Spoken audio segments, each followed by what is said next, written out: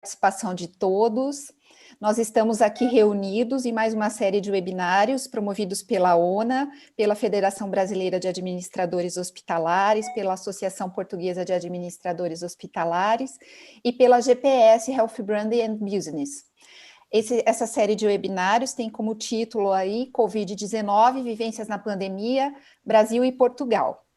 Ao todo, serão realizados 6 encontros online, sempre às terças-feiras, às 12 horas, horário do Brasil, e às 16 horas, horário de Portugal. Aos participantes, vocês podem ficar à vontade em enviar as dúvidas e comentários aqui mesmo no chat do YouTube da ONA, que as mesmas serão direcionadas aos nossos convidados.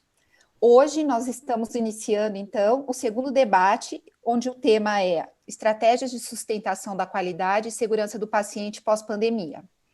Meu nome é Audrey Rippel, é uma honra hoje estar aqui com vocês como convidada da ONA. Eu vou fazer a moderação desse webinário e tenho o prazer de apresentar para vocês os nossos participantes, os nossos convidados. O Dr. Vitor Grabois. Bom dia, Dr. Vitor. Bom dia, querida, tudo bem? Que é médico, é presidente da Sobrasp, é coordenador executivo do Proqualis, que tem relação com a Fiocruz, docente da Escola Nacional de Saúde Pública na Fiocruz, coordenador adjunto do 3º curso de especialização em qualidade, que também é feito com uma equipe de Portugal. Seja bem-vindo. Muito obrigado. Eu dizer um enorme prazer em estar com o Dr. Delfim, Dr. Alain, muito me honra. Agradecer à ONA esse convite, porque com certeza será um momento para todos nós de muita aprendizagem. Bem. Alan James Paiotti, que desde 2019, ele vem atuando como diretor executivo do Hospital Alemão Oswaldo Cruz, ele lidera a área de saúde privada, tem um currículo invejável. Bom dia, Alan. Bom dia, Audrey, bom dia, Dr. Vitor, Dr. Delfim, é um prazer estar com vocês aqui. Eu sou um novo entrante na saúde, então vai ser um prazer, primeiro uma honra aprender com vocês ao longo desse nosso papo e tentar compartilhar um pouco da visão de quem está chegando na saúde aí nos últimos meses, tentando ajudar a repensar um pouco de como a gente olha isso. Prazer estar com vocês. Obrigado. Seja bem-vindo. O Dr. Delfim Rodrigues, que está falando conosco lá diretamente de Portugal. Bom dia, Dr. Delfim. Olá, bom dia, Audrey. Bom dia também ao Vítor, ao Alain. E em nome da Associação Portuguesa de Administradores Hospitalares, que sou vice-presidente, para dizer que, de facto, é um prazer pessoal e um prazer profissional estar aqui com todos vós e partilhar todos os ensinamentos e tudo aquilo que, naturalmente, temos a aprender com os nossos colegas brasileiros. Muito obrigado. Seja bem-vindo. O Dr. Delfim, como ele disse, ele é vice-presidente da APA, que é a Associação Portuguesa de Administradores Hospitalares, e é coordenador do Programa Nacional de Implementação das Unidades de Hospitalização Domiciliária nos hospitais do Sistema Nacional de Saúde Português. Muito bem, então hoje a gente vai ter aqui a participação dessas estrelas e vamos aí discutir um pouco as questões de segurança do paciente e de qualidade. Para introduzir um pouco o assunto a todos vocês, eu vou fazer uma fala aqui e a gente está combinando de fazer algumas rodadas de perguntas para que a gente possa, então, estar discutindo o assunto. Se vocês tiverem alguma dúvida, por favor, ou colocações, coloquem no chat, por favor, da ONA, que a gente vai tentar responder essas perguntas ao longo do webinar. Então, para começar, vamos fazer uma reflexão de que a qualidade e a segurança do paciente são dimensões estratégicas para o sistema de saúde e, consequentemente, para todos os perfis de instituições de saúde. E com a pandemia que a gente está vivendo no mundo todo, fica ainda mais claro que a qualidade e a segurança do paciente não são uma opção, né? Elas são uma necessidade, tanto para a sustentabilidade do sistema de saúde, e a gente até pode dizer também para a sustentabilidade da saúde da população. Grandes problemas, como as diferenças nos determinantes da saúde, as diferenças de acesso, a questão da transparência das informações, da gestão de risco, que sempre fizeram parte da abordagem da gestão da qualidade em serviços de saúde, elas estão mais evidentes, né? Todos nós estamos vendo tudo isso aí nas propagandas, né, nos anúncios que estão sendo feitos nos telejornais, nos acessos às informações. Então, a partir daqui, a gente vai começar as nossas discussões. E nessa primeira rodada, eu queria direcionar uma pergunta para o Dr. Delfim e para o Alan, e em seguida já conversamos também com o Dr. Vitor para que ele comente esse assunto. E a primeira pergunta seria: como vocês percebem o papel da qualidade e da segurança do paciente no momento atual e como estratégia dentro dos sistemas e das organizações de saúde? Dr. Delfim, se o senhor puder comentar? Muito obrigado, Audrey. Aliás, como a Audrey afirmou, a questão da qualidade e da segurança são dimensões estratégicas, não se tratam de uma opção, tratam-se naturalmente de um grande sentido de responsabilidade estratégica também de cada organização. E particularmente neste momento, o que nós vemos é aqui o cruzamento de 3 variáveis que têm que ter um vetor comum e que raramente tiveram, que é, de facto, o vetor da qualidade / segurança, o vetor da sustentabilidade e o vetor da solidariedade. Se quisermos, é a questão do acesso, é a questão da qualidade em si e também como é que os sistemas de saúde pagam tudo isto. Não vou entrar, digamos, no domínio micro da avaliação em relação a cada organização da qualidade e da segurança, mas fundamentalmente baseado nos sistemas de saúde. Porque o que esta pandemia nos ensina, aliás, nada que as outras pandemias anteriores, desde 430 a.C. no Egito e depois se alargou ao Peloponeso, provavelmente, dizem os historiadores, que seria a varíola, mas nada que as pandemias anteriores também nos ensinassem com as características históricas de cada momento, como é óbvio. E quando avaliamos a história, convém reportarmos aos valores económicos, sociais, culturais de cada época histórica. Não é?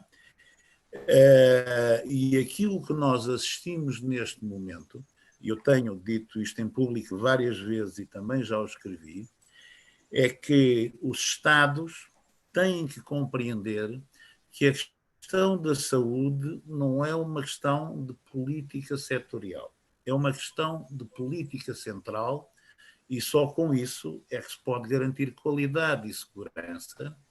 Não falo em relação, em case management, em relação a cada doente a título individual, mas em relação às populações, aos habitantes de cada país no nosso planeta. Os Estados têm que consensualizar, e talvez a ONU pudesse ser um bom fórum para isso, que os cidadãos de cada país têm que ter acesso universal ao sistema de saúde, independentemente, e nós sabemos, do sistema de saúde dos países terem diferenças, serem mais avançados, serem mais progressivos, serem menos progressivos. Não é? Depois o resto são opções políticas. Saber como se paga, se é o Estado por intermédio de impostos, se é, digamos, por intermédio de outra metodologia financeira, isso são as questões políticas que cada país tem que resolver. Portanto, e para sintetizar este primeiro ponto, para garantirmos qualidade e segurança às populações do globo, de cada país soberano, temos que garantir acesso universal de todos os cidadãos de cada país. Segundo ponto, se a Audrey ainda me permite, Sim. Dizia eu que normalmente os governos entendem que a saúde é uma política setorial, como qualquer outra política setorial. O que as pandemias nos provam é que a saúde não é uma política setorial, é uma política central de defesa da soberania de qualquer Estado. E daí também, quando falamos em soberania, qualidade e segurança das populações. Nós estamos a ver que esta pandemia afeta as funções soberanas do Estado. A função económica, a função financeira, a função política, a função diplomática e, em última análise, e esperemos que não, a função de defesa nacional de cada país.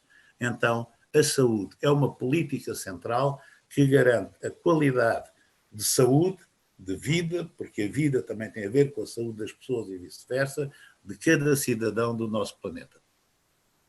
Entendo. nessa visão macro, é super importante essas colocações. Alan, me fale um pouquinho também, comente um pouco disso, o que você acha, para aquela visão também da estratégia da organização. O Dr. Delfim falou um pouco da estratégia macro aí, que precisa ser uma estratégia central. Como que você vê isso também dentro da visão de quem está dentro de uma organização de saúde? Eu vou talvez com uma certa licença poética, eu vou tentar usar uma visão de quem chegou no setor de saúde mais recentemente, né? Eu vivi outros setores e eu acho que uma coisa interessante que eu vejo aqui no dia a dia das nossas discussões é de que as palavras em si, qualidade e segurança, elas permeiam qualquer setor, qualquer organização hoje, né?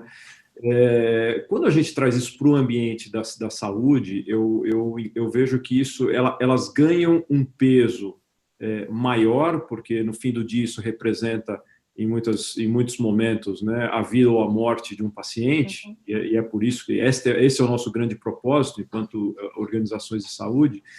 E eu acho que o momento da pandemia ela trouxe uma luz para o setor da saúde, que ressalta o nosso desafio de comunicação do que de fato é qualidade, do que de fato é segurança do paciente. Esses dois vetores, eles estão intrinsecamente ligados à estratégia, para mim, de qualquer organização da saúde. A questão é como é que de fato a gente faz o conceito e a visão estratégica de que esses itens são relevantes ser permeado por toda a organização, por todos os colaboradores, por toda a cultura médica e assistencial, e isso de fato se refletir em medidas efetivas, mensuráveis, que possam ser tratadas e aprimoradas no dia a dia. E isso tem um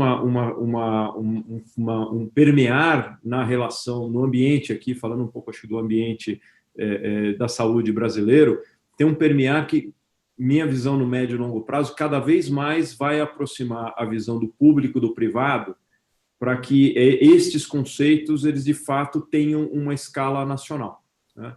O sistema público brasileiro, eu acho que todos reconhecem que conceitualmente é um conceito muito bem elaborado, muito bem cunhado, com seus desafios de implementação num país deste tamanho, com todos os desvios que acontecem ao longo desse processo, sem entrar no mérito e sem politizar a discussão, mas existe um desafio de levar, de fato, a qualidade pública, a qualidade de assistência na saúde pública para a ponta, e nesse sentido, eu acho que a saúde privada tem um papel importante para a gente conseguir, de fato, institucionalizar processos e definir referências e benchmarks para criar uma política de saúde de longo prazo, né?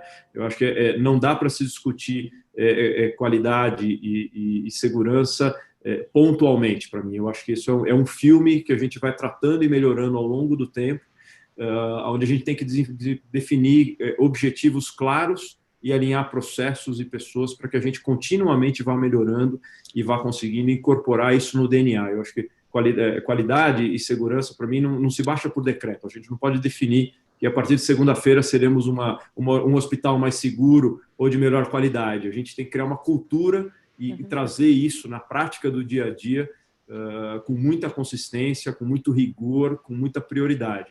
Então, a gente aqui, o Hospital Alemão, para quem não conhece, é um hospital de associação, um hospital, né, não é um hospital de fins lucrativos. Então, a gente acho que tem a oportunidade de pensar saúde num viés quase que público, porque eu não sou uma instituição que distribui resultado, mas privada ao mesmo tempo, porque a gente, de fato, busca a sustentabilidade, porque tudo aquilo que a gente gera de resultado é reinvestido na qualidade e na sustentabilidade da organização. E acho que o desafio que a gente viu aqui com essa pandemia é de fato, conseguir comunicar este novo olhar, o peso que a gente está dando para isso, para que as pessoas entendam como é que essas instituições podem, de fato, praticar ou praticam no dia a dia essa qualidade, essa segurança, de uma maneira que isso as beneficie, né? Eu acho que a gente vai acabar explorando esse tema aqui, então, só para deixar um pouco da minha visão de conjunto. Eu acho que o modelo como a gente está montado hoje na cadeia de valor da saúde, ele se esgarçou. E ele não é um modelo que ele privilegia, de fato, a qualidade e a segurança, porque é um modelo que opõe clientes com operadoras, com prestadores de serviço. E esse sistema está tão tensionado, onde historicamente as ineficiências foram se traduzindo em preço. Esse sistema se esgotou. E quando a gente reabre a discussão desse modelo de negócio e a gente, de fato, quer pensar num modelo que seja sustentável, a qualidade e a segurança elas têm um papel primordial para ser colocado no centro da discussão, colocando o cliente, de fato, no centro dessa discussão, não no cuidado ao paciente, mas, de fato, pensando na melhor relação custo-benefício para o cliente. Então, acho que é um repensar todo de modelo. Na realidade é transversal, né? Ela acaba sendo transversal, né? Ela não tem como ficar só setorial, mas ela acaba sendo transversal, desde a política pública e na estratégia das instituições, porque é o resultado em saúde. É um grande desafio, né, doutor Vitor, chegar a isso, né? Enfim, concordando com tudo que o doutor Delfim e o doutor Alain comentaram, eu traria um pouco aí numa visão do Nabídian, que a gente fala qualidade, segurança e a segurança do paciente quase que englobou, né? Para muita gente, já não olha mais para a discussão da qualidade, olha muito para a discussão da segurança. Mas eu acho que, mais do que nunca, é importante, e a gente, como Fiocruz, e também como Sobrasp, também já vinha afirmando, quer dizer, mais do que nunca, eu acho que a gente precisa olhar para todas as dimensões da qualidade, né? Da eficiência, da efetividade clínica, da segurança, do cuidado centrado, né? Da prontidão e da equidade, né? Então, essa pandemia nos mostrou, primeiro, que não dá para discutir segurança e não discutir equidade. Não dá para discutir eficiência, mas não discutir efetividade clínica, ainda mais quando tem um monte de medicações que se quer fazer, mas não tem evidências, enfim. Então, acho que uma primeira grande lição é que o cuidado, né, a organização do sistema de saúde, ele precisa, e a própria, como disse o doutor Delfim, de forma ótima, quer dizer, a própria organização da sociedade, quando olha para a questão da saúde, quer dizer, pensar numa lógica que é desses diferentes componentes. Então, eu acho que, daqui para frente, todo o debate em torno da segurança ele vai ter que ser um debate muito articulado com essas outras dimensões. Há um artigo recentíssimo do Donald Berwick, agora falando sobre equidade, que eu acho que é um primor. E é isso, quer dizer, ele diz o tempo das estações do metrô, cada estação do metrô representa alguns anos de sobrevida. O diretor de um hospital público aqui no Rio de Janeiro, comentando sobre enfim, um pouco a gente começando a sair daquele volume enorme de pacientes, ele diz o número de pacientes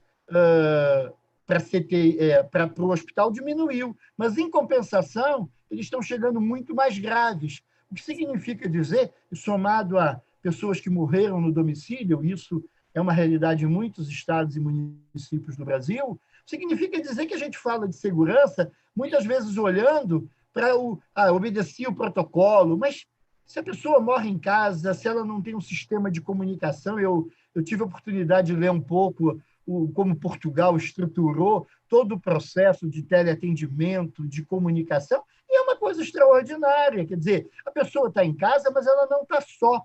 O doutor Delfim falou da palavra da solidariedade. A solidariedade é uma coisa concreta também. Quer dizer, do ponto de vista de que eu sou um idoso, se eu estou em casa, eu tenho para quem eu ligo, eu tenho uma orientação, eu tenho uma referência, eu tenho um sistema de transporte sanitário. Então, eu queria colocar esse primeiro ponto rapidamente. O segundo ponto que eu acho importante é que essa pandemia também nos mostrou que não tem... Quer dizer, é importante o hospital A, é importante o centro de saúde B, é importante a policlínica C, todo mundo é importante. Mas mais importante do que cada ponto de atenção ou cada unidade de saúde é essa articulação, é a montagem de um sistema, e muito do que a gente enfrentou, eu acho que em termos de mortalidade e letalidade, tem a ver com deficiências importantes ainda na articulação Estado com município, federal com os estados, mas não é só nesse nível da política, da governança, não. É no nível mesmo dos comitês de crise, né, a gestão dos leitos de uma forma realmente articulada. Então, eu queria colocar esses 2 pontos. Primeiro, acho que a gente vai ter que pensar daqui para frente numa lógica de multicomponentes em termos da qualidade. 2, e numa lógica de pensar o sistema de saúde de uma outra forma, e aí, já fazendo uma provocaçãozinha aqui com o nosso querido Alain, eu acho que a gente, inclusive, vai ter que repensar, em termos de Brasil, essa coisa de um sistema privado, um sistema público.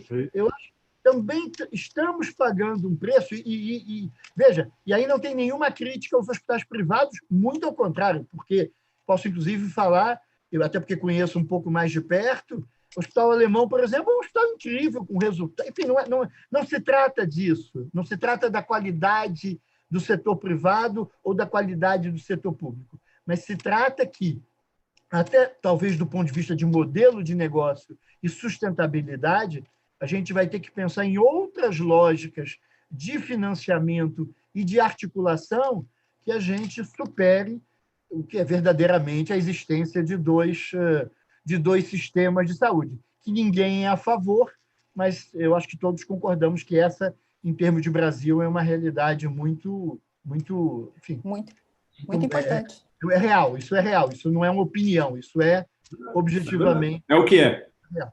É isso.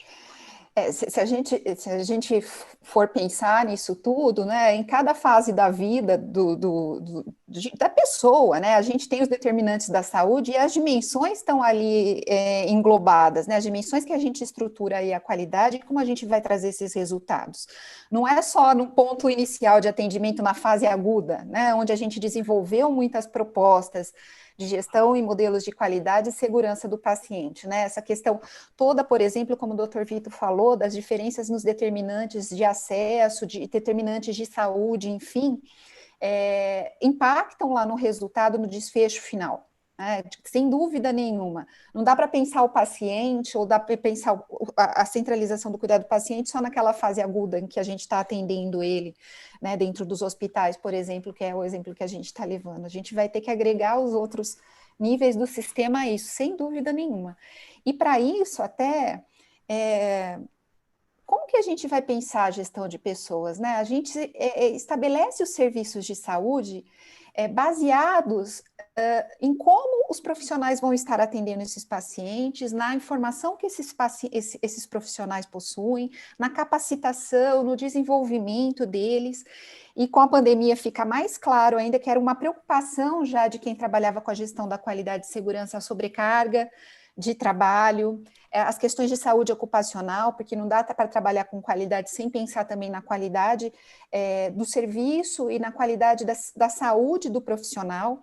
E para isso a gente já vai estar respondendo algumas das perguntas que estão aparecendo aqui também no YouTube, né? Pensando um pouco aí como é que fica o profissional ao lado de tudo isso. Tem várias pessoas aqui que estão perguntando. Eu queria que vocês comentassem um pouco, né? Eles vão ser segundas vítimas, tem muitos profissionais que hoje a gente já está identificando aí que sofrem as consequências da pandemia.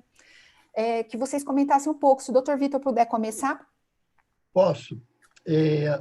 Bom, não há live que a gente realize, não há webinar que a gente que participe, onde essas questões não ganhem muita relevância. E eu enfim, agradeço, né, a quem coloca essas questões, porque, de fato, eu acho que isso é um outro aspecto que a pandemia pela Covid-19 mostrou, é que também aí nós temos necessidade de fazer modificações, né? Não conheço tão de perto a realidade de Portugal, mas a gente vive, em termos de sistema público no Brasil e muitas vezes no setor privado, uma primeira questão que eu acho que é importante da gente debater, que é a estruturação do dimensionamento de pessoal, né? Eu acho que nos últimos anos a gente vem tendo uma lógica que às vezes é primada no sentido da eficiência, mas ao mesmo tempo, e quando surge uma pandemia e quando as pessoas adoecem ou são de grupos de risco importantes e precisam ser afastadas, a gente percebe que a gente não estava num V0 adequado. Então, essa é uma primeira questão que eu acho que é importante ser debatida. Quer dizer, em que a gente vai ter que... Eu sei porque eu me lembro de leituras anteriores comentando que na época Thatcher e na época Reagan, nos Estados Unidos, com toda a discussão da reengenharia, o downsizing, isso foi levado para a área da saúde. Depois, quando se discute o errar é humano e se desvela todo aquele volume de dezenas de milhões de óbitos, dezenas de milhares de óbitos por ano associados ao cuidado de saúde, aí começa todo um debate em relação ao fato, será que foi interessante para a área da saúde esse tipo de lógica? Isso é a primeira questão. A segunda questão que eu acho que é importante é que a gente vai ter que pensar na modificação dos processos de capacitação.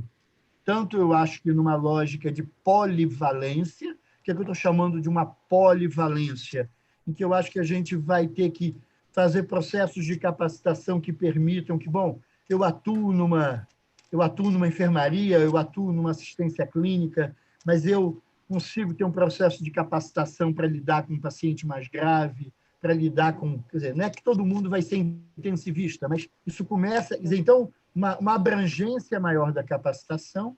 E um outro ponto que surgiu até na nossa live de ontem, que foi interessante, que a gente também vai ter que pensar em processos de capacitação que não sejam só processos de transmissão de conhecimento. Ainda, muitas vezes, os processos de capacitação nossos são processos do tipo, as pessoas não conhecem isso e um professor precisa chegar lá e falar sobre o assunto. E eu acho que, eu gosto muito da ideia aí na área da saúde, que é a ideia da educação permanente, que é e a ideia, combinado isso com a discussão de educação de adultos, que é a gente trabalhar o mundo real, né? O trabalho real, as dificuldades, né?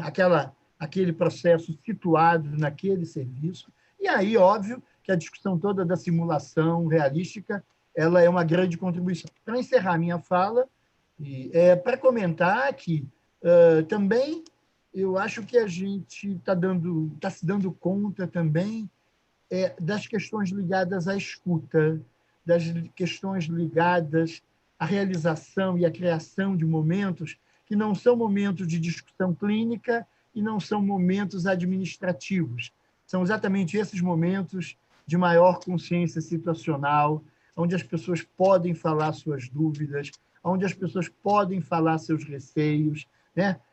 Há um conceito que eu tenho namorado com esse conceito, para concluir, que é a ideia da segurança psicológica, né? Que é essa possibilidade que os ambientes, né? E aí, quando se fala de segurança psicológica, às vezes não é o hospital todo, é aquele setor, é o CTI, é a imagem, é isso, aquilo, que as pessoas possam falar do que está errado, do que estão vendo de problemas, do que elas mesmas não fizeram de maneira adequada, sem o receio de serem punidas, sem o receio de serem chamadas a atenção. Se a gente não deixa isso claro como liderança, como gestor, é mais cômodo, entre aspas, é menos doloroso, às vezes, ficar quieto, não colocar uma questão e a aprendizagem coletiva se perde, mas, ao mesmo tempo, os meus riscos chamados interpessoais, eles são pequenos. Então, me parece que eu acho que a gente tem que trabalhar numa lógica de polivalência,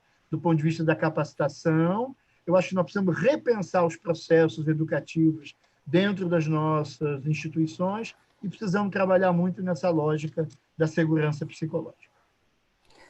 Doutor Delfim, conte para a gente um pouco a experiência nesse sentido aí, de como foi para Portugal essa questão de gestão de pessoas. Olha, muito obrigado. Essa é uma boa questão, não é?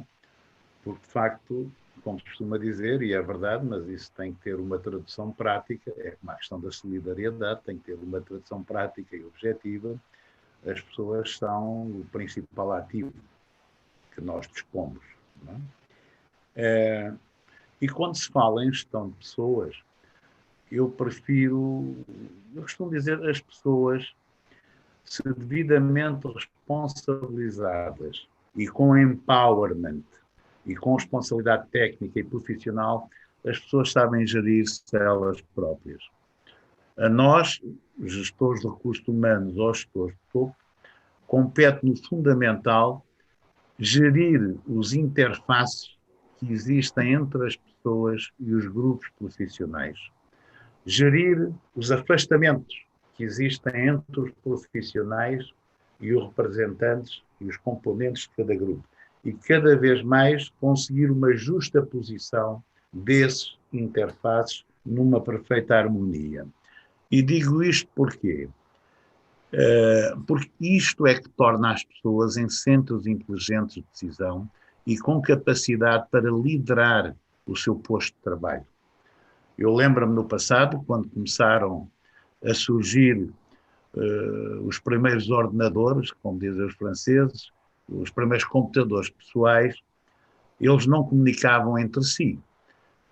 Eram aquilo que nós designávamos centros estúpidos de decisão. Depois, em rede, começaram naturalmente a ser centros inteligentes, de acordo com a inteligência que nós imprimimos às redes de informação, e é isso que se pretende dos profissionais. Que não sejam centros estúpidos de decisão, mas que sejam centros inteligentes de decisão. O que é que isto significa? Com autonomia, e já vou à questão do Covid-19 e da época atual, com plena autonomia técnica, mas decorrente da sua responsabilidade social, das suas obrigações éticas e, naturalmente, das suas obrigações deontológicas. O que nós vimos, mas vimos também um pouco por todo o mundo, e é interessante avaliar, e por isso é que a questão colocada pela Audrey, aliás, como as anteriores, são de máxima pertinência. O que é que motivou, digamos, o despertar de toda esta energia interna de todos os profissionais de saúde em todo o mundo? Às vezes, lançando mão de recursos e até de outras situações emocionais, se calhar os profissionais nem sequer davam conta que dispunham desse capital intelectual, técnico e psicológico. É que talvez muitos pela primeira vez sentiram essa autonomia, agregaram-se em equipas, partilharam responsabilidades e fizeram despertar novas lideranças nessas equipas e nesses profissionais. Para além, naturalmente, toda a componente emotiva que toda a sociedade participou e se solidarizou. Audrey, deixa-me só aqui uma nota. Sim, em relação à questão das segundas vítimas, à questão do quadro do sofrimento emocional dos profissionais decorrentes de um evento adverso. Em primeiro lugar, obviamente, tem que se fazer um escrutínio muito maior, tem que se investigar o que são os efeitos adversos.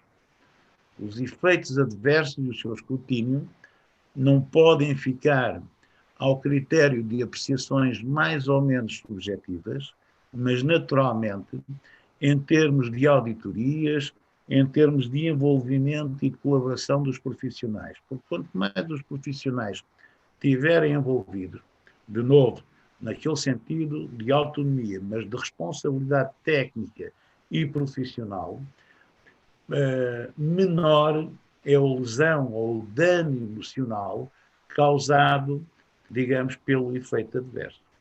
Portanto, em suma, em primeiro lugar, temos que ter uma investigação muito rigorosa, práticas de auditoria clínica, envolvimento dos profissionais, em relação àquilo que é um evento adverso ou que não é. Não é? Por exemplo, e a terminar, costuma-se dizer que, aliás, a investigação aponta nesse sentido, que a terceira causa de morte nos Estados Unidos, porventura em mais países, é o erro médico. Medical error. É o que diz a literatura americana. E nós, d'emblée, como dizem os franceses, traduzimos por erro médico.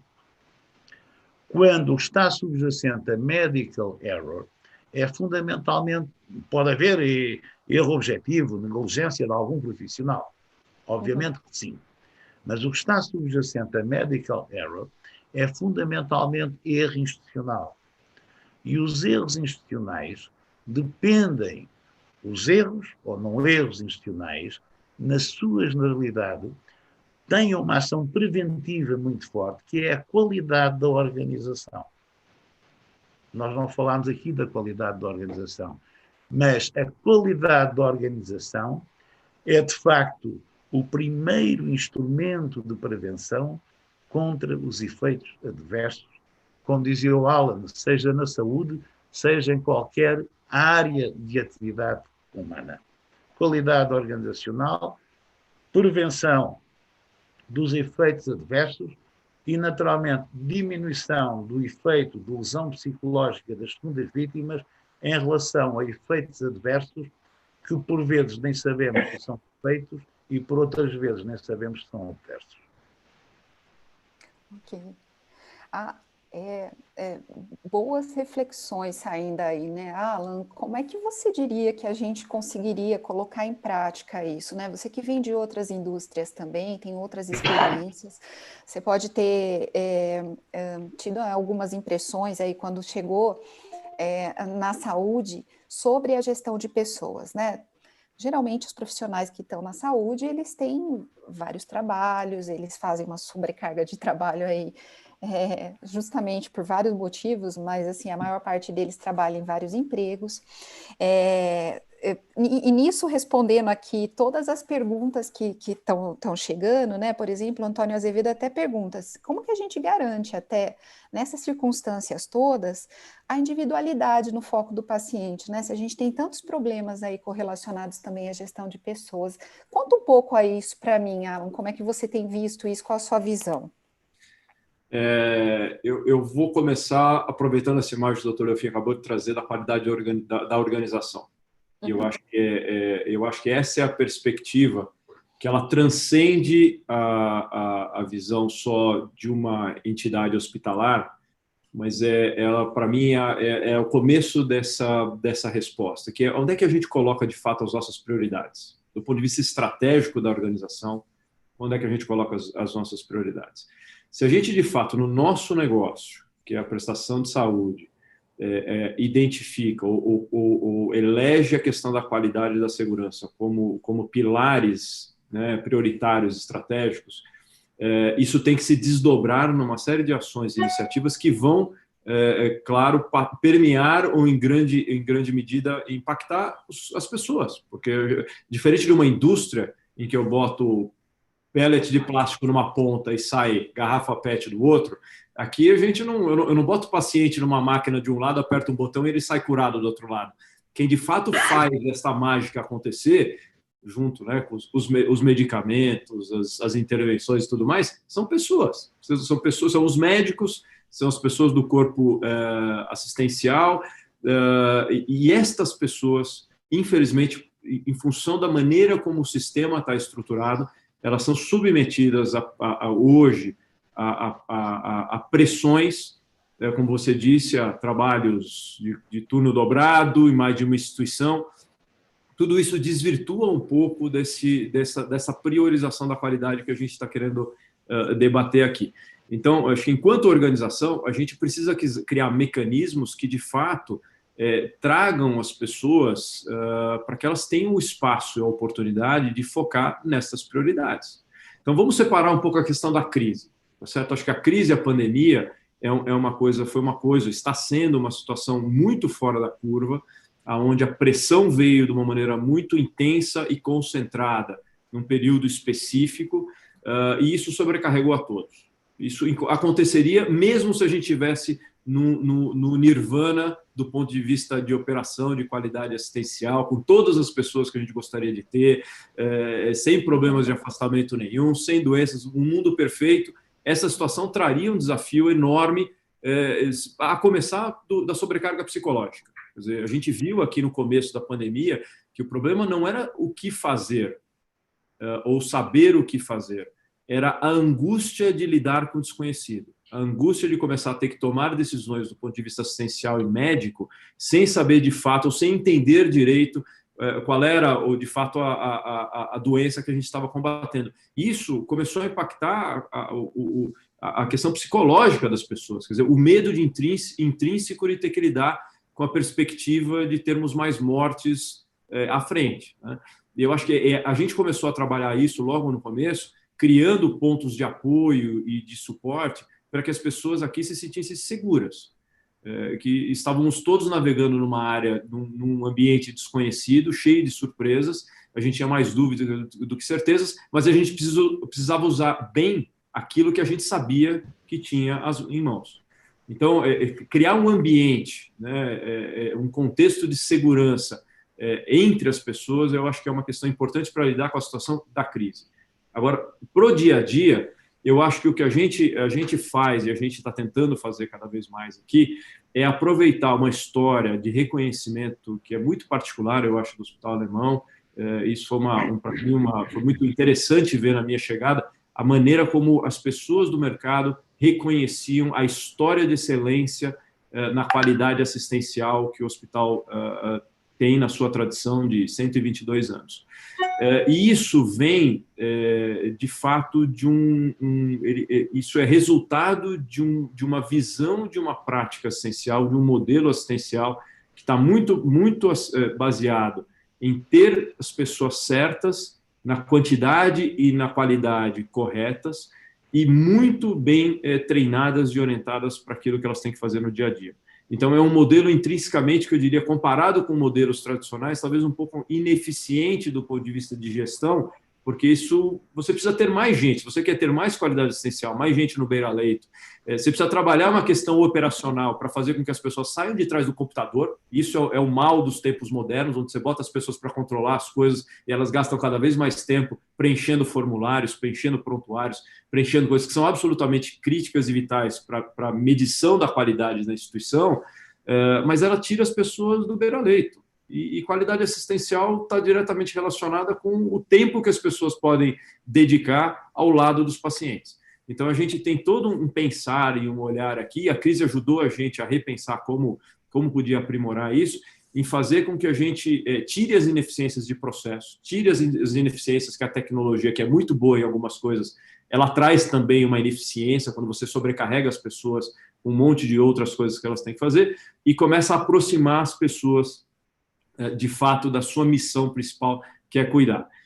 Eu acho que no conjunto a gente tem feito um trabalho importante de cultura, porque eu acho que a qualidade e a segurança, de novo, elas não são coisas que você pode baixar por decreto, elas têm que entrar de fato na cultura da organização, elas têm que ser exercidas, pensadas, questionadas, discutidas no dia a dia, e você, para fazer isso, você precisa medir. Você precisa, de fato, acompanhar, medir, treinar e retreinar as pessoas e setar as referências do que você está buscando. É uma busca contínua de melhoria, não é uma questão em que eu acredito que a gente vai chegar no mundo perfeito ou mundo ideal, mas é um mundo de contínuo aprimoramento.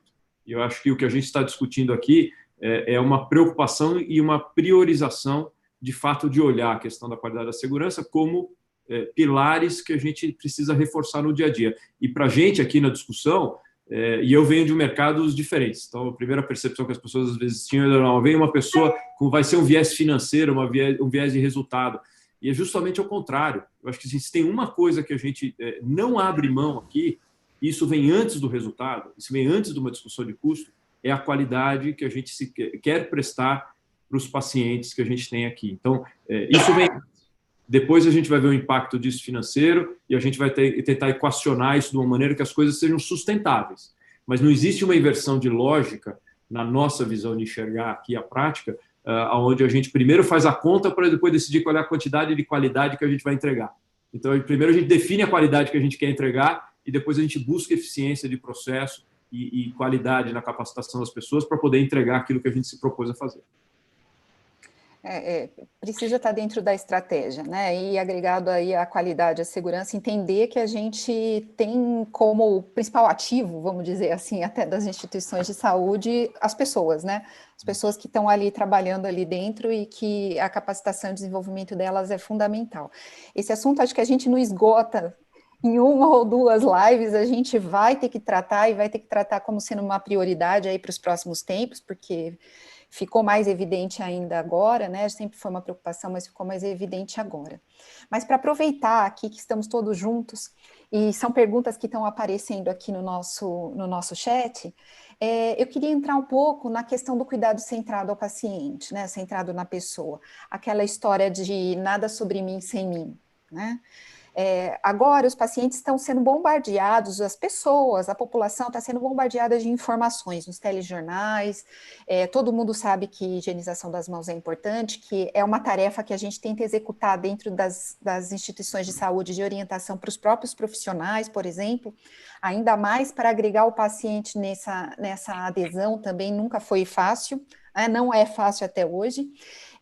Vocês acham que o paciente daqui para frente, né, que a gente está tentando olhar como é que vai ser o futuro aí pós-pandemia, eles estão mais envolvidos nas decisões? Lógico que a gente tem perfis de pacientes diferentes aí nas mais diferentes esferas aqui de atendimento no país e provavelmente na Europa não seja diferente, né, doutor Delfim? A gente vai evoluir para trazer os pacientes também para eles coparticiparem das decisões, para eles coparticiparem dos cuidados. Eu queria que vocês comentassem um pouco isso e pediria para o doutor Delfim começar um pouco com isso, contando um pouco como isso funciona em Portugal atualmente e como ele vê, como é a visão de futuro, e depois peço para o doutor Vitor e para o Alan também comentarem. Por favor, doutor Delfim. Muito obrigado. Uma coisa é inevitável, nós temos cada vez mais que alinhar os cuidados de saúde em torno da condição de saúde e de doença do paciente. E isto em termos de integração de cuidados e não, digamos, despartilhar os diversos cuidados que o paciente necessita, seja em termos de educação para a saúde, prevenção e tratamento da doença. A literatura normalmente costuma apontar que, de largo, os médicos subestimam mais de 30% da informação que lhes pode ser muito útil para o diagnóstico e que é a informação fornecida pelo doente. E muitas das vezes não é porque o doente não explicite a sua informação sobre as suas queixas, entre aspas, que naturalmente poderão conduzir também a um diagnóstico mais acurado e de qualidade do próprio médico. Mas há uma questão que as escolas médicas internacionais, do meu ponto de vista, com algumas exceções, eu conheço algumas, têm também descurado de largo, que é a capacidade de comunicação e de envolvimento que os profissionais, e isto pode ser uma arte, mas isto aprende-se, está sujeito à lei da aprendizagem. Como é que eu comunico com o outro, neste caso em termos profissionais, como é que eu estabeleço uma relação de empatia, e notem, se for de simpatia também, mas uma coisa é empatia, outra coisa é simpatia, de forma a que possa libertar o doente a sentir uma confiança total em mim como médico, para me poder providenciar com toda a informação que eu necessito. Portanto, isto é que também dá poder ao doente e dá poder à família. Eu dou sempre o exemplo das crianças, dos jovens em idade pediátrica. Quando uma mãe vai com uma criança a uma consulta programada ou a um serviço de emergência, quem é que sabe mais sobre o estado de saúde e de doença daquela criança? É a mãe. Por conseguinte, o envolvimento cada vez mais acrescido dos doentes na tomada de decisão e também, obviamente, isso traduz-se em contrapartida numa corresponsabilização pelo doente das decisões que são tomadas a esse propósito, penso que naturalmente não há outra solução e muito caminho, apesar de tudo, muito caminho já foi percorrido. Hoje o doente, em muitos sistemas de saúde, e particularmente agora em termos mais micros, depende também da cultura de cada organização. Isto já faz parte da conduta estratégica de comunicação que a organização deve ter com os seus clientes. E ressalvando uma questão, é que nós não estamos, aliás, como trocávamos impressões antes da abertura oficial deste webinar, nós não estamos a trabalhar em ambiente industrial. Ainda que em ambiente industrial, para a fabricação de bens, cada vez mais, obviamente, que as opções, as decisões, os gostos, seja o que seja, dos clientes, são tidos em conta para a fabricação dos bens industriais.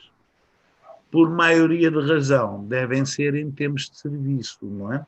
Porque o serviço é um momento mágico de interação entre uma pessoa e outra pessoa, ou um grupo de pessoas, em que um serve, não devemos ter medo das palavras, nós, quando prestamos um serviço, estamos a servir uma pessoa. Olá, doutor. Naturalmente, as considerações... Desculpa? Tinha caído um pouco. Se o senhor puder retomar. Que naturalmente quem recebe o serviço, não é, tem toda a legitimidade de participar nele da mesma forma que quando nós vamos ao barbeiro ou cabeleireiro.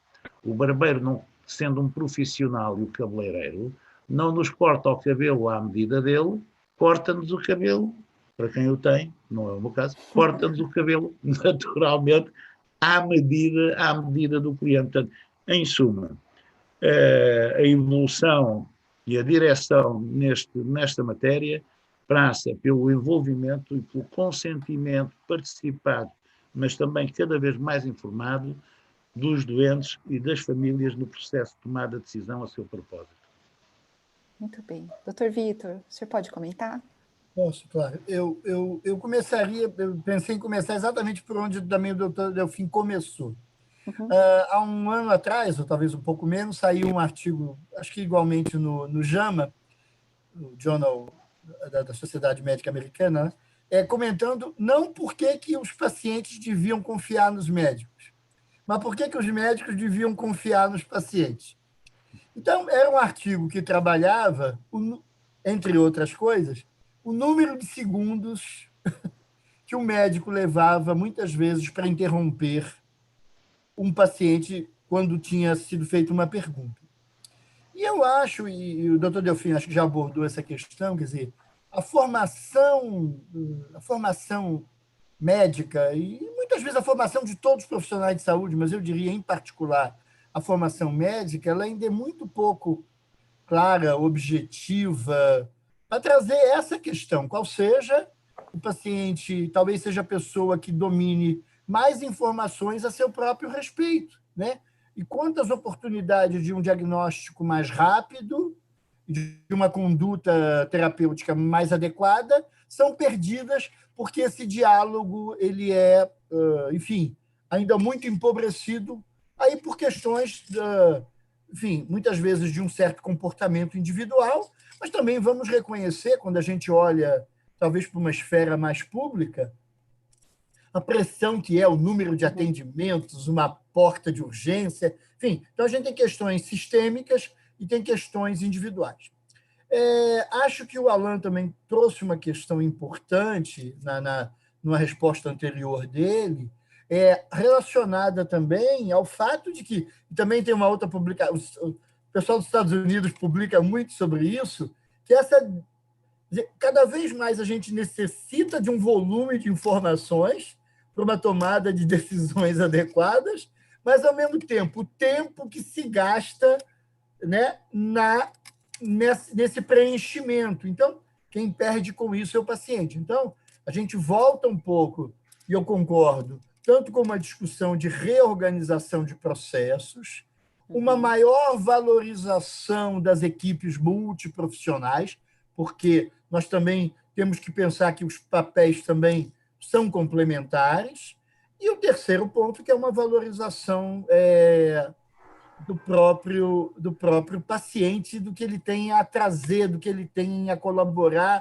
Enfim, o outro ponto que eu queria abordar, saindo um pouco só da esfera hospitalar, é que, puxa vida, nós somos, e aí falando do Brasil, 210 milhões de pessoas, de habitantes, temos um sistema único que acabou sendo muito fragilizado por questões de financiamento, muito enxugadas, e, na verdade, o processo de participação dos pacientes, um processo de educação, ele é um processo contínuo. No hospital, ele é mais uma fotografia, mas se a gente pensa em termos de atenção primária, se a gente pensa em termos de sistema de saúde, a gente está falando de um filme. E nesse filme tem inúmeras oportunidades. Uma coisa que aqui no Rio, eu não sei São Paulo, não sei em outros estados, mas para a gente ficou muito evidente, e na Fiocruz nós discutimos isso, que é essa questão do acesso à internet. Quer dizer, o acesso à internet, que a gente diz, olha, todo mundo tem o seu celular, todo mundo... É verdade, de um certo lado, mas também é verdade que, e agora nessa discussão aqui do Enem, né? Adia o Enem, porque as pessoas não têm... Então, muitos brasileiros, e talvez a maioria, não tenha, de fato, um acesso real, verdadeiro, quer dizer, que possa aprender melhor através da internet. Então, a ideia de uma internet para todos, uma internet com qualidade. Quantas pessoas a gente viu nas comunidades e soube relatos de médicos e enfermeiros que estão na linha de frente que não tinham, enfim, formas de comunicação adequadas em relação aos seus problemas.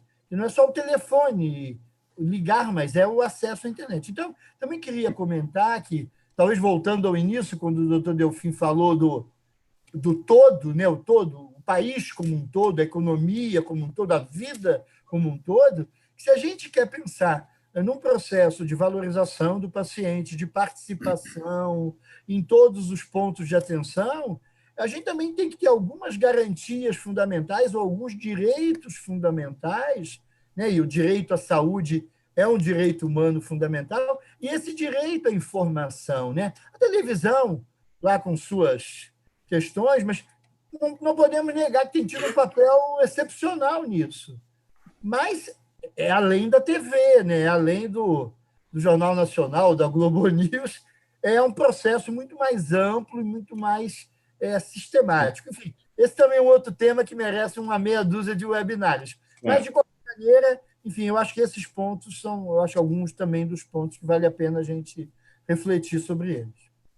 Alan, na mesma lógica, e até agregando mais uma questão, você acha que os pacientes eles estão mais receosos de procurar cuidado? A gente tem ouvido relatos a esse respeito, né, de profissionais, e até saíram algumas publicações a esse respeito, contando estudos de caso, né, relatos de caso na realidade. Conta para mim qual que tem sido a sua experiência. Os pacientes têm se aproximado mais da instituição, ou eles têm tido mais... É lógico que a produção diminuiu, todos nós sabemos, né, das eletivas, enfim, até por conta da demanda da ANS. Mas conta um pouquinho para a gente como é que você tem percebido isso. De fato, eu acho que a primeira reação eu vou começar chamando de paciente, mas eu queria propor uma reflexão sobre essa abordagem. De fato, os pacientes, no primeiro movimento da pandemia, tiveram uma reação de muito medo, até um pouco pelo excesso de informações desencontradas que surgiram ali, né, no final de fevereiro, começo de março, isso ali até meados de abril. Depois as coisas começaram a ganhar um pouco mais de clareza, a experiência, de fato, começou a surgir em relação aos casos fora do Brasil, depois aqui no Brasil, e o que a gente tem visto ao longo dos últimos 45 dias é um lento, mas consistente retorno aos hospitais daqueles pacientes que estavam sofrendo em casa, né? Muitos pacientes crônicos, com necessidades prementes. Eu tive casos aqui de pacientes que chegaram com quase mais de uma semana de dor no peito, quer dizer, um quadro crônico, agudo de cardíaco, que ele estava em casa assim, sentindo que precisava de algum tratamento, mas com medo de vir para o hospital por causa da maneira como a coisa está sendo tratada. Agora, eu tenho procurado debater isso aqui para entender um pouco do perfil e a cabeça das pessoas. Eu acho que a sociedade está passando por um momento de transição geracional muito importante, né? Eu tenho aqui dentro da instituição, nós não tratamos crianças, né? Nós tratamos a partir dos 14 anos. Mas então imagina que eu tenho pacientes a partir dos 14 anos até 100 anos de idade. Sim. Nesta demografia, eu tenho os pacientes que são acima dos 60 anos de idade, e com todo o respeito e carinho, aqui não tem nada, nenhuma crítica, assim, mas é o que eu chamo dos pacientes analógicos. Eles nasceram e conceberam o processo de lidar com esse fluxo de informação e de agir e reagir de uma maneira esta revolução tecnológica que a gente viveu a partir dos anos 80, e talvez mais breve, até a partir dos anos 2000, com os celulares e tudo isso. E a gente tem uma geração intermediária, talvez dos 30 aos 50, que é uma geração de transição. É uma geração que começa a pensar digital, está muito conectada, mas ainda tem coisas que quer ver para crer, né? E tem uma turma mais jovem que acredita piamente naquilo que vê nos canais digitais. E aí não é a televisão mais, são outros mecanismos. E esta complexidade de fluxo de informação e de lidar com essa realidade, a quantidade de informação, o apertar de um botão lá no Dr. Google para entender o que é o determinado quadro clínico que ela está sentindo. Tudo isso entra na complexidade e nós, como instituições de saúde, a gente precisa entender qual é o público que a gente está lidando, né? E esse público, e aí eu queria fazer a transição de conceito, eu acho que assim, esse público a gente já não... Eu tenho procurado tirar a palavra paciente e começado a introduzir a palavra cliente. Não no sentido de monetizar a relação, mas no sentido de pensar e se colocar no lugar do cliente para entender como é que ele enxerga a saúde. Quando ele vem para um hospital, quando ele vem buscar uma assistência num pronto atendimento, quando ele vem falar com um médico, qual é a carga de informação e de expectativa que ele traz? E quando a gente fala de qualidade, de segurança, a gente precisa também se colocar no papel do cliente, porque uma coisa é aquilo que a gente entende que a gente pratica de qualidade e segurança. A outra coisa é aquilo que é percebido pelo cliente em termos de qualidade e segurança. Então, é um emaranhado muito complexo que a gente está vivendo, e por isso que eu acho que assim, isso não é uma coisa que a gente serve para postar no nosso site, dizendo, olha, esses são os indicadores de qualidade que eu tenho.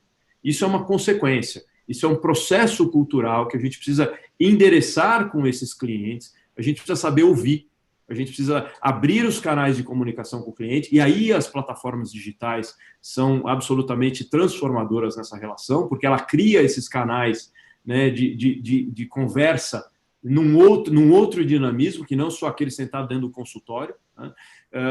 E eu acho que é uma nova relação, é uma nova maneira de praticar saúde. Então, esta maneira que a gente está endereçando as ferramentas de teleatendimento, telemedicina, teleorientação, todos os teles que a gente está tratando, a maneira como a gente acompanha pacientes crônicos, a maneira como a gente olha, analisa, gerencia gestão populacional, né? A maneira como a gente, de fato, entende a coordenação do cuidado de um paciente-cliente estabelece uma nova relação nesse jogo que nós estamos jogando agora. E é um repensar das instituições que passa por um repensar do sistema de prestação de serviços de saúde. Quer dizer, ela não é mais uma questão, eu acho que transacional, mas ela é uma questão que tem um ciclo de relação.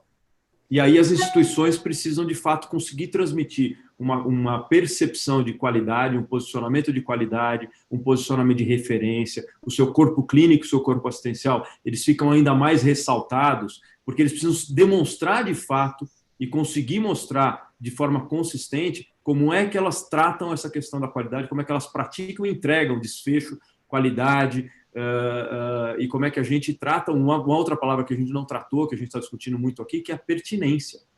E quando a gente fala de qualidade, A qualidade a gente pode medir uma série de coisas, tá certo? Qualidade para a gente, num contexto amplo, ela tem que medir se eu estou fazendo bem aquilo que eu me proponho fazer no dia a dia, mas se eu também estou fazendo aquilo que eu tenho que, de fato, fazer. Então, se entra uma pessoa aqui com um quadro, por exemplo, de dor no joelho, e ele cai num médico cirurgião, para mim, qualidade é garantir que não é porque ele caiu num cirurgião que a solução é uma cirurgia. Então, a pertinência diz respeito a gente fazer uma avaliação daquele paciente, daquele cliente, e ver se de fato não existem modelos de tratamento alternativo que vão superar o desafio, a necessidade que ele tem, sem necessariamente seguir para uma cirurgia. Então, quando eu falo em qualidade, para mim a qualidade ela tem esse contexto amplo de olhar o indivíduo de fato no centro do que a gente está fazendo e entender como é que eu posso oferecer de fato a melhor solução para ele. E a melhor solução para ele nem sempre é a alta complexidade, mas sim um cuidado coordenado da vida dele, e a gente parar de falar simplesmente de tratar problemas pontuais agudos de doença e começar lá atrás a pensar como é que eu administro e ajudo ele a coordenar a saúde dele. E isso vira de ponta cabeça o modelo da saúde, começando por nós, hospitais, né? Então, eu acho que a provocação do nosso papo hoje aqui em termos de qualidade e de segurança, eles são muito ricos, porque para mim, quando eu boto o cliente no centro de toda essa discussão e penso na melhor qualidade que eu quero oferecer para ele com a maior segurança, eu tenho que me provocar a repensar tudo aquilo que eu faço. Eu tenho que repensar os meus processos, eu tenho que repensar a minha abordagem e eu tenho que usar tudo aquilo que está à disposição, entendendo que o cliente que agora entra na minha porta, ele é muito mais crítico, ele tem muito mais informação, ele é muito mais questionador, e se ele não concordar, ele vai buscar uma alternativa na porta do lado. Então, a gente tem que se reposicionar. Sem dúvida nenhuma, assim, dentro da qualidade de segurança, o cliente tem que ser o centro, não tem o cliente, o paciente, como a gente diz também, que acaba sendo, né, porque ele está esperando aquele cuidado, né, quando a gente fala nessa questão, as duas formas de trato são adequadas de estarem aí na mesa, mas sem dúvida nenhuma as opções precisam ser oferecidas a ele, né, para ele também ajudar na tomada de decisão, porque muitas das vezes ele não sabe, né, ele não sabe exatamente e ele vai seguir a recomendação de quem ele acredita, né, do profissional que ele acredita, ele vai estar seguindo a recomendação e às vezes ele tem outros caminhos, até para decidir o que ele quer para o futuro dele, né, e isso a gente tem aí uma gama de exemplos para tratar. Nós falamos muito aqui sobre o quanto a qualidade é importante na estratégia das instituições, do sistema de saúde, de quanto a autonomia técnica é importante, que o doutor Delfim acabou de comentar, responsabilidade ética, polivalência, como disse o doutor Vitor, essa integração da equipe multidisciplinar, o tratamento como um cliente, mas não num aspecto equivocado, né, como o Alan falou, mas num aspecto de que a gente precisa olhar para ele definitivamente como sendo, tendo a importância que ele realmente tem que ter. E esse papo ele poderia durar a tarde inteira por nós, né? Sem dúvida nenhuma, a gente tem muito o que pensar a respeito disso e ter mentes brilhantes pensando a respeito disso é fundamental, né? Como as de vocês, que vivem isso, que entendem isso, que têm experiência nisso, que estudam isso. Eu tenho um papel muito ruim aqui, né? Eu fico até meio desconfortável, mas eu tenho que seguir o tempo também aqui. E para essa última rodada, eu gostaria de fazer um bate-bola, assim, bem rápido com vocês mesmo, que vocês colocassem aí o que vocês falariam para as pessoas que estão nos assistindo ou que vão nos assistir mais tarde, e que estão aí repensando também como vão ser esses novos modelos futuros, com a experiência que eles tiveram anterior e como que eles vão reorganizar para que consigam atender novas demandas, que consigam reestruturar o sistema, sustentar o sistema, colocar o cuidado mais focado no cliente. Quais são os 3 pontos fundamentais que vocês destacariam para o futuro da qualidade e da segurança pós-pandemia? Vamos começar com o Dr. Vitor. Mas maravilha, isso é uma técnica televisiva fantástica. Olha aqui. Bom, para a gente pensar rápido. Eu acho que não há a menor dúvida que todos nós falamos muito dos processos educativos em relação aos profissionais de saúde. E eu acho, então, que a gente precisa repensar esses processos, a intensidade deles, né? No Congresso da Sobrasp, eu abordei, nós lançamos 100 mil novos profissionais de saúde de nível superior por ano. Nós temos, no estado de São Paulo, 600 mil profissionais de enfermagem ligados ao Corém. Então, nós temos um desafio de capacitação, de educação continuada, fundamental, mas trabalhar uma lógica de educação permanente. Os processos educativos têm que estar ligados ao mundo real, ao trabalho real, não como a gente pensa que ele deveria ser. O segundo ponto é essa ideia do paciente no centro, mas que a gente também pense isso numa lógica muito sistêmica. É isso no hospital, é isso no setor, na atenção primária, é isso no home care, enfim. A gente tem que ter uma visão bastante abrangente. E o terceiro ponto que eu acho que as questões ligadas à comunicação, à coordenação, ao trabalho em equipe, né? A questão das soft skills, eu acho que essa é uma... A pandemia deixou o rei tá nu. O quanto que não podemos apenas só fazer os processos de capacitação técnica. Eles são fundamentais. E a discussão agora da intubação, da paramentação, tudo isso. Mas isso não está desvinculado de tudo isso que nós chamamos as habilidades não técnicas ou as soft skills. Acho que agora essa mostrou-se como uma prioridade absolutamente fundamental, porque isso fortalece as equipes, isso fortalece os profissionais. Seriam esses 3 pontos aí. Maravilha. Doutor Delfim, por favor. Olha, muito obrigado. Adiantar o seguinte, em relação a esses 3 pontos.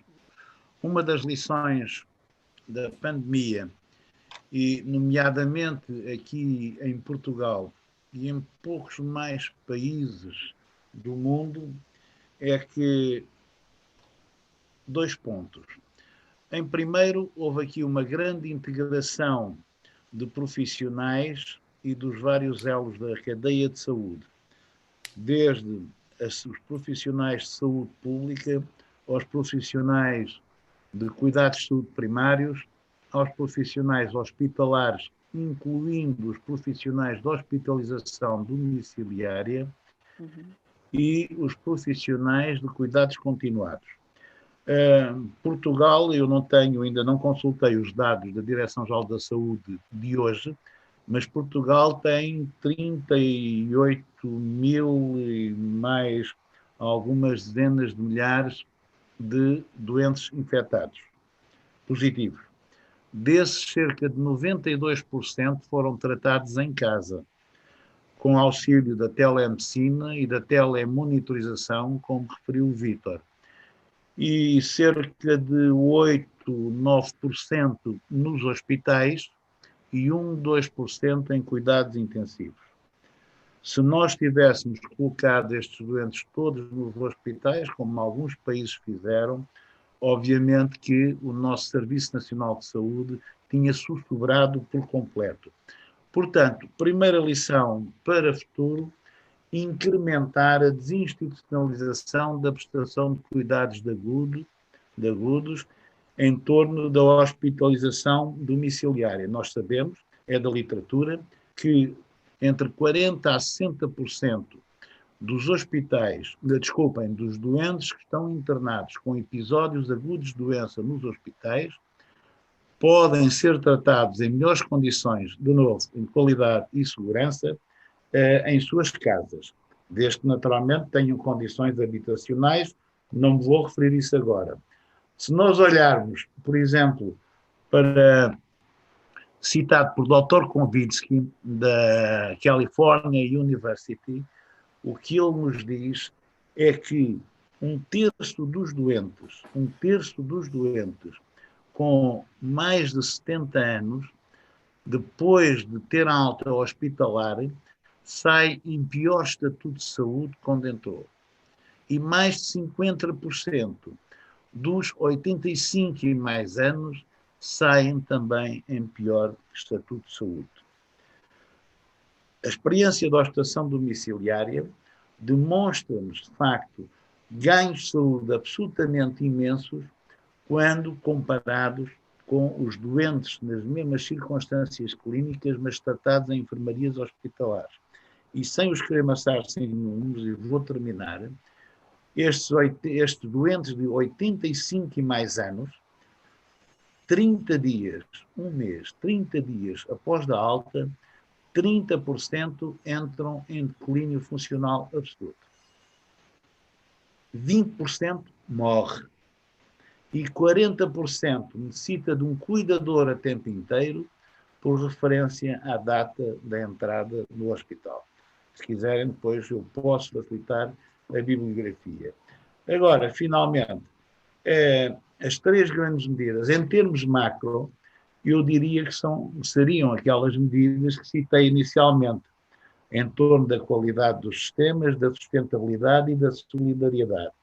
Se quisermos 3 medidas mais operacionais, eu diria que uma tem que ser o estado de prontidão que os hospitais têm que ter para qualquer eventualidade.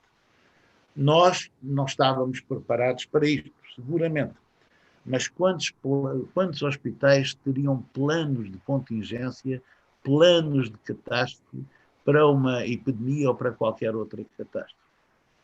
Quantos hospitais terão um plano de catástrofe se eventualmente, e esperemos que não, um avião de passageiros de longo curso cai em cima de um hospital em qualquer parte do mundo?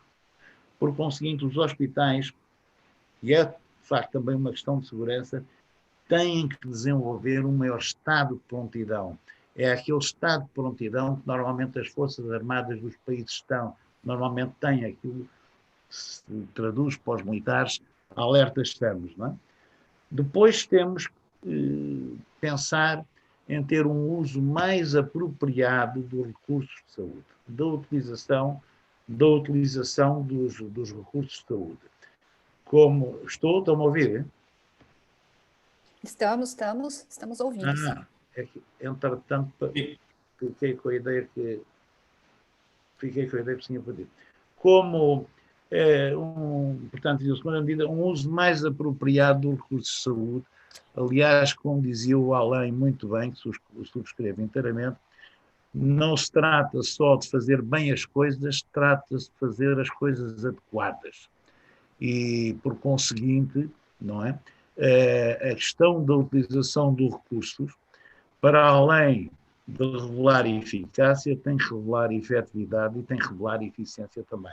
E, finalmente, outra lição, e o Vítor também falou nisso, e que tem a ver com plataformas digitais e plataformas de saúde mais amigáveis para os profissionais, para os doentes e para as famílias. E por aqui me fico.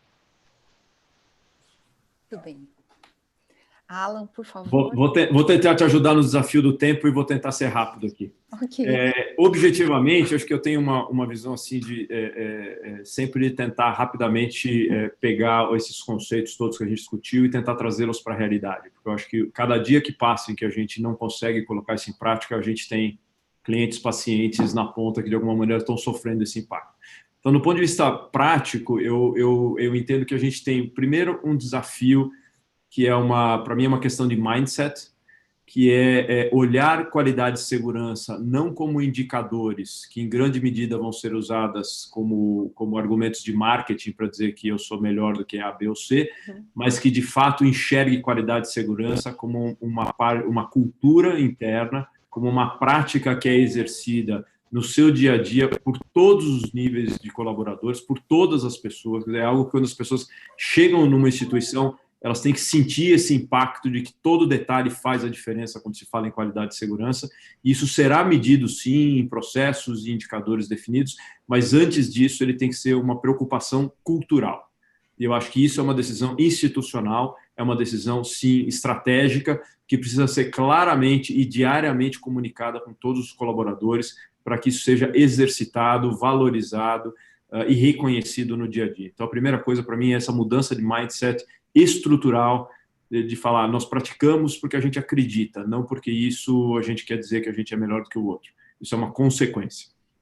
O segundo é que, de fato, eu acho que a gente tem que colocar o cliente no centro dessa discussão. Uma experiência para mim da pandemia foi ver que os hospitais em geral, quando você tem uma crise como essa, e teve outras no passado, talvez não tão impactantes quanto essa, mas H1N1, dengue, essas coisas, os hospitais, o corpo de colaboradores do hospital tem uma capacidade incrível de se mobilizar para atacar aquela situação. Isso não quer dizer que isso é uma ação coordenada e planejada. Isso é algo instintivo e cultural de falar, temos aqui uma questão, nós precisamos ir para cima para resolver. E isso normalmente traz competências, traz qualidades. Mas para sustentação no longo prazo, e a crise está mostrando isso, nós estabelecemos um comitê de crise aqui na largada da crise, porque a questão não era resolver um problema pontual que ia durar alguns dias ou semanas. Isso está mudando a nossa maneira de enxergar o dia a dia, de tratar com as pessoas no dia a dia, de lidar com a realidade do dia a dia. Então, como é que você faz isso, de fato, de uma maneira sustentável? Exige uma nova releitura da pessoa que está no centro. Então, a gente precisa sair da leitura só de olhar o paciente, mas olhar o cliente como um todo. E aí o cliente paciente é o cliente acompanhante, que é um outro desafio, é o cliente médico, tá certo? É o cliente colaborador. Então, assim, a gente precisa abrir o espectro e entender a complexidade do sistema em que a gente está inserido para, de fato, a gente poder praticar qualidade de segurança neste espectro mais amplo e complexo que a gente está vivendo.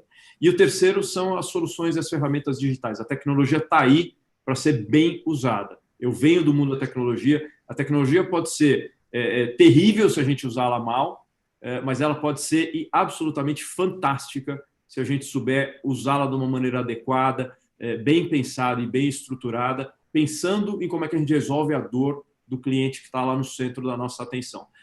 Se a gente usar isso bem, de uma maneira coordenada daqui para frente, com tudo que a gente está aprendendo durante a crise, eu acho que a gente sobe, de fato, o nível de qualidade e segurança que a gente está praticando com os nossos clientes, entendendo que nem sempre, para a gente praticar qualidade de segurança, de fato, concordo com o Dr. Delfim, o Dr. Vitor comentaram isso, ele não precisa necessariamente estar dentro do hospital, mas ele precisa estar, de alguma maneira, com a sua saúde coordenada por aquilo que a gente faz a partir dos hospitais, com o corpo médico, com o corpo assistencial que a gente tem. Então, é um repensar de como a gente pratica a saúde para elevar ainda mais a percepção da qualidade da segurança. Maravilha. Acho que assim, foi riquíssimo o nosso debate, sem dúvida nenhuma. Falo mais uma vez, nós passaríamos aqui mais tempo falando sobre isso, sem dúvida. E acredito que as pessoas, pela repercussão que tem tido aqui no chat, também estariam dispostas a ficar mais tempo, mas infelizmente a gente precisa encerrar.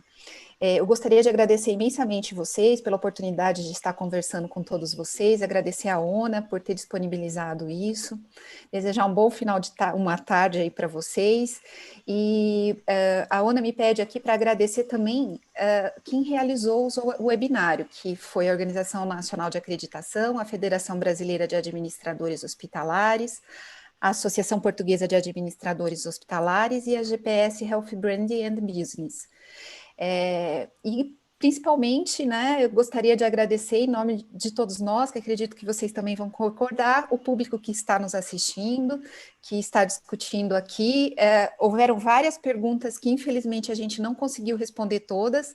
A ONA disse que vai enviar essas perguntas a vocês, então se vocês puderem responder também para essas pessoas, são perguntas extremamente pertinentes que no futuro a gente provavelmente vai discutir. No próximo webinário, que vai ser no dia 23 de junho, eu mando um recado aqui também, via ONA, o tema vai ser as reinvenções hospitalares na era do Covid, sempre será às terças-feiras, às 12 horas no horário de Brasil e às 16 horas em horário de Portugal. Agradeço imensamente mais uma vez todos vocês, desejo uma boa tarde e muito obrigada.